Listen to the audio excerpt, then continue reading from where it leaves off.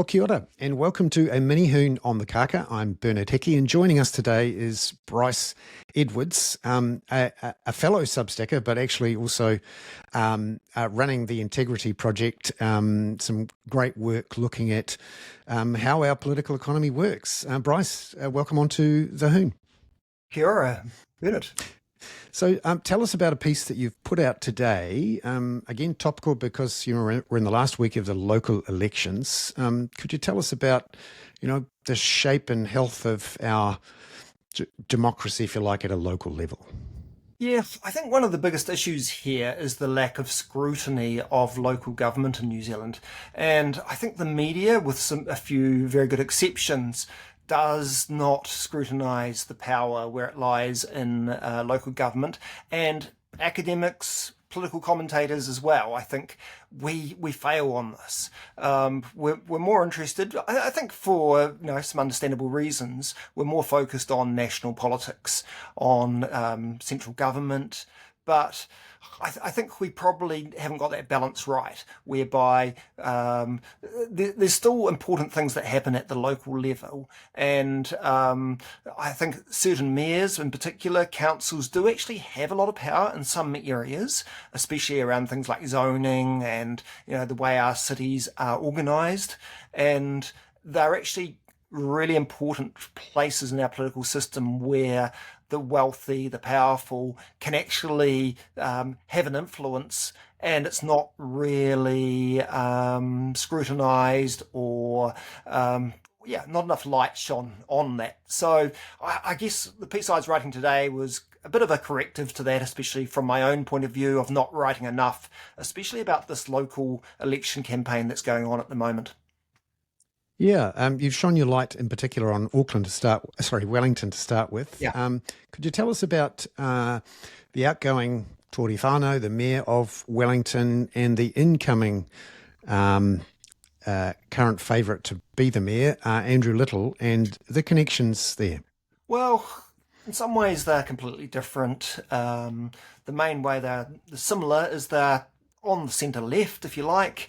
And the thing that I find most interesting about them is both candidates, Tory whānau in 2022, and now Andrew Little in 2025. The person behind them both is a corporate lobbyist of great power in Wellington by the name of Neil Jones. And so, of course, he runs capital government relations. He used to be the chief of staff in the Beehive, or at least for the Labour Party when they were in opposition with Andrew Little when he was the leader, and temporarily for Jacinda Ardern when she became Prime Minister. He was the chief of staff. He then left the Beehive and set up his own lobbying firm. And I think he's a really smart guy, really sort of tapped into a lot of networks. But he takes local government importantly. He pushed Tory whānau to run for mayor, and in fact she was working for him at the time that she ran for mayor. She herself was a lobbyist after working in the Greens in Parliament. She joined his firm and then ran for the mayoralty. But now I don't think that particularly worked out well for Neil. I think he lost faith in Tory whānau, along with a lot of people on the left, frankly. And now he's got a new horse in the race, and that's Andrew Little, who I think there's a pretty strong consensus is going to be the next mayor of Wellington. And I'm sure Neil Jones has been very important in making him the front runner, giving him very strong strategy and campaigning techniques. But of course, it does mean that he's going to be well connected with the new mayor. And I'm sure he's not doing this just out of the charity of his own, volunteering nature. I'm sure to some extent he does support the politics of Andrew Little, but it's also, I think, in the business interests of any lobbyists when they get involved in helping politicians campaign. And so we can only speculate what that might mean. But when a lobbyist has a politician in kind of public office, they then have debts that can be repaid. They have the inside running on lots of different things. So I think we need to be sceptical about that. Yeah. How could we make this more transparent in some sort of systematic way so that the public, voting public, can understand who's backing who and how much has been, donated to who, and who's regularly seeing who or is Yeah. connected in any way? Look, none of these things are easy. My best answer is to have a media, a sort of a sphere of sort of scrutiny that involves, people on Substack or whoever that are, researching this. But we are very lax in New Zealand in terms of our rules around lobbying in particular. So we don't know who capital government relations clients are. I think there's a bit of research to show there's a bit of property developers, banking, telecommunications, etc. But we don't know specifically who the clients are that are essentially becoming connected with Andrew Little, the new mayor, or who will be the new mayor. So I do think we need a lobbying register of those involved in lobbying for businesses. I think local government needs a lot more transparency in terms of donations. We have some rules around candidates having to declare donations above a certain amount, but it's all very much after the fact. So I'm not meaning to pick on Andrew Little here. It's the same for all of them. We won't know who was backing Andrew Little until after he becomes mayor, or Wayne Brown, or anyone else, unless they voluntarily disclose this. At the national level, of course, we now have rules that if there's any really big donations above $30,000, they have to be pretty much instantly, well, at least within, I think it is 10 days, disclosed to the public. I think we need some real-time rules that we need to know who are giving the big donations to any of these candidates pretty much when it happens. That process at a national level is managed by the Electoral Commission. Should it be done also at a local level? Because there's some discussion about getting the Electoral Commission to actually do the elections as well. It's a great question, and the Electoral Commission, they have a certain role in New Zealand politics. They have quite, clearly defined and simple duties. I think there's an argument to extend those out, especially to local government and to run the local elections. I think that's a really strong argument because we're not seeing the councils run their own elections very well. They contract them out most of the time to private companies. I think there's a good reason to have it taken back by a state organisation, but there's also an argument maybe for it all to be restructured. Maybe we need a new part of the state that does this. I'm not even sure the Electoral Commission would want to take on a lot of these rules. If they were, they would need to have a lot more resources, obviously. But I do think it's probably a no-brainer to extend the donations and political finance side of things to the Commission. Yeah.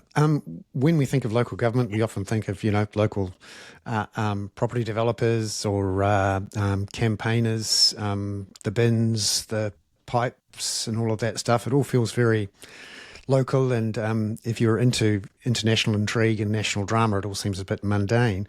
But there's been a warning from the NZSIS, the spooks, as we say, that, we should keep an eye on what's going on at a local level as well. Could you talk a bit more about, some of the risks there? So it was reported in the Herald yesterday that the Director General, I think it is, of the I'm just checking my notes here.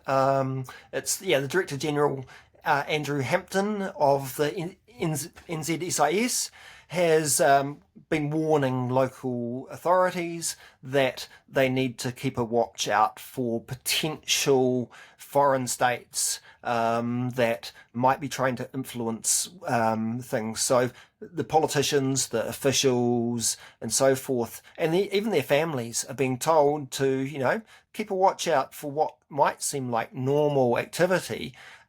Could be a foreign state trying to, in some ways, get some influence. He's talked particularly about some of the big assets that governments own in terms of ports, airports, infrastructure. And look, he didn't talk about what particular countries might be involved here. But the subtext, I think, is pretty clear. It's China they're concerned with. There might be some other countries. And of course, New Zealand local government authorities do have a lot of sister city arrangements with other countries. We see councillors and mayors go on lots of trips to China. I think, yes, the SIS are concerned about what that might mean, and just thinks we need a bit more scrutiny. I'm not sort of, really in a position to comment too much on foreign influence. It's not really my field, but I do think we have to be quite sensitive in how we have that discussion. And yeah, it's such an important thing that we should be careful not to impugn other countries, without evidence. And we have to realise that even New Zealand does the same thing in other countries. So it's a reality that states do spy. They do try to get influence on politics in other countries. It's just a reality that we have to be aware of, I think. Yeah, and then just finally, towards the end of your article, you've called for a comprehensive integrity overhaul, a strengthening of transparency laws. What are we talking about here? Rather than do itsy bitsy inquiries and reports and things, what are you talking about when you say comprehensive integrity overhaul? Well, like I said, I haven't followed and reported and analysed local government enough in the last few years, but I'm starting to do more so, and I'm seeing there's a lot more conflicts of interest, a lot more, I think, integrity violations, and they're not really taken seriously at the local government level.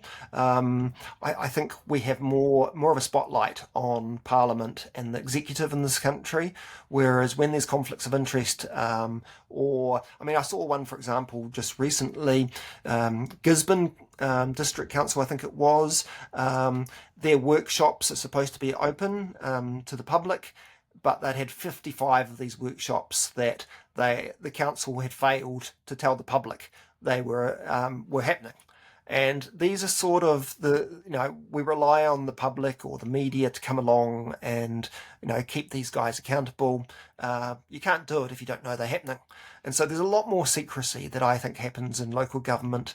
And the culture needs to change. I think we need to start taking seriously, what council does, especially like when you mentioned housing. The big infrastructure, whether it's transport, pipes, they do have huge impacts on our lives now, especially those zoning issues. So to just, leave it to the councils themselves and have them self-policing, I don't think is really in the public interest.